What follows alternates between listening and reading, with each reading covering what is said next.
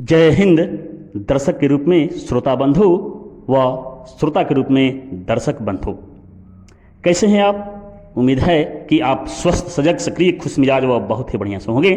आइए तथ्यों के महासागर में तथ्य तरंग के अंतर्गत आपका हार्दिक स्वागत करते हुए उस ज्ञानामृत से जुड़ने का प्रयास यह वीडियो करेगा जो आपको धनवान बनाएगा आध्यात्मिक नजरिए से। तो आइए अविलंब जुड़ते हैं उस अनमोल धरोहर से जिससे शायद अनभिज्ञता भी बनी हुई है। तो गीता की आत्मा अर्थात स्वकर्म करना, फल की उम्मीद किए बिना, कर्मयोग की सच्ची उपासना अर्थात निष्काम कर्म करना, दोनों का रूप लगभग एक ही भावभूमि पर आधारित है। लेकिन गीता में भगवान श्री कृष्ण ने कहा है कि कर्मण्येवाधिकारस्तु मा फलेषु कदाचन, अर्थात कर्म करना हमारे अधिकार में है, फल की चिंता नहीं करते हुए। अर्थात फल की चिंता नहीं करते हुए हमें कर्म में रत रहना चाहिए, वही भगवान के लिए प्रिय होता है। इसी को निष्काम कर्म भी कहते हैं। तात्पर्य है कि हम सदैव निष्काम कर्म करें। कर्म ऐसे भाव से किया जाए जिसमें किसी प्रकार का लोभ, लालच, ईर्ष्या भाव, मन में मलिनता न हो। दूसरे शब्दों में हम यूं कहें कि सभी मनोविकारों से रहित होकर कर्म करें और उस कर्म को कृष्ण के चरणों में समर्पित करते हुए आगे बढ़ें तो परम सुखधाम की प्राप्ति हो सकती है। इसी संदर्भ में संत शिरोमणि महाकवि गोस्वामी तुलसीदास जी के द्वारा लिखी गई श्री रामचरितमानस जैसे महाकाव्य में यह तथ्य अभिव्यक्ति की गई है कि भगवान श्री राम अपने मुख से ये बात स्पष्ट कहते हैं कि निर्मल जनमन सोमोहि पावा, मोहि कपट छल छिद्र न भावा। निर्मल जनमन सोमोहि पावा, मोहि कपट छल छिद्र न भावा। अर्थात जिसके मन में पवित्रता, निश्चलता होती है वह मुझे बड़े ही सुगमता से प्राप्त कर लेता है, परंतु जो मन कपटी, छली, प्रपंची होता है उससे मैं बहुत दूर रहता हूं। अर्थात कामना रहित, छल रहित, कपट रहित मन ही मुझ तक पहुंच सकता है, जो कि सच्ची उपासना द्वारा ही संभव है। तो फिर प्रश्न उठता है कि सच्ची उपासना क्या है, सच्ची उपासना कैसे की जा सकती है? आइए इस प्रश्न के उत्तर में हम सटीक तथ्य जानने की ओर अग्रसर होते हैं।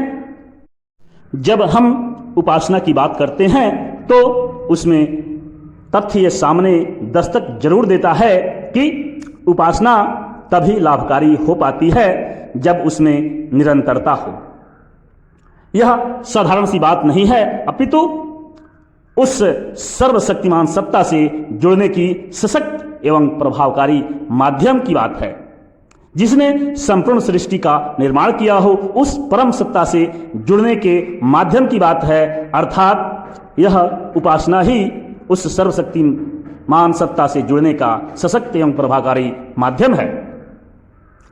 उपासना ही एक ऐसा माध्यम है जिसके द्वारा मनुष्य का सर्वांगीण विकास सुनिश्चित होता है। उपासना केवल प्रार्थना के द्वारा ही नहीं होता, अपितु हमारे कर्मों के द्वारा भी यह संभव है।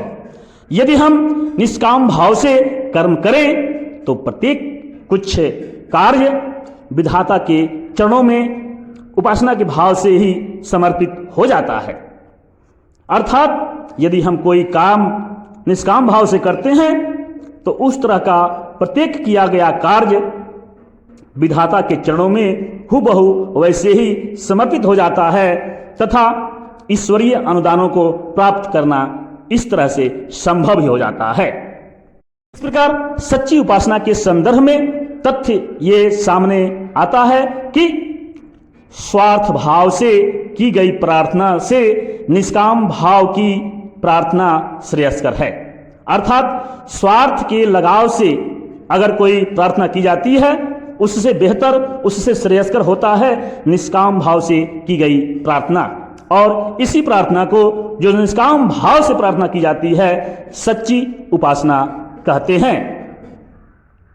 इस सच्ची उपासना की पुष्टि तपोनिष्ठ वेद मूर्ति पंडित श्री राम आचार्य शर्मा जी ने भी की है। उन्होंने बताया है कि यह सच्ची उपासना आध्यात्मिक यात्रा की प्रथम सोपान के रूप में प्रस्तुत है। उन्होंने यह स्वीकार किया है कि उपासना उस सर्वशक्तिमान दैवी चेतना से जुड़ने का एक सशक्त माध्यम है। इसके द्वारा व्यक्ति आध्यात्मिक विभूतियों एवं संपदाओं का अधिकारी बन जाता है। इस अंतिम चरम पड़ाव को प्राप्त करने के बाद संसार में और कुछ प्राप्त करने की शेष नहीं रह जाता है। अतएव हम इस निष्कर्ष पर पहुंचते हैं कि उपासना ही आध्यात्मिक त्रिवेणी की वह निर्मल जलधारा है जिसमें डुबकी लगाकर कोई भी व्यक्ति उस परम सत्ता के समीप पहुंच सकता है जहां पर परम शांति की प्राप्ति होती है, अर्थात भगवान कृष्ण का आशीर्वाद प्राप्त कर सकता है और अपने जीवन को धन्य कर सकता है। जो भी ऐसा व्यक्ति पारखी होता है, पवित्र हृदय का होता है, वह बिरले ही होता है, तथा जो इसे करके आगे बढ़ता है वह आध्यात्मिक विभूतियों एवं संपदाओं का अधिकारी बन जाता है। इस प्रकार आपके द्वारा इस वीडियो को श्रवण एवं दृश्य तरंगों के माध्यम से आत्मसात किया गया।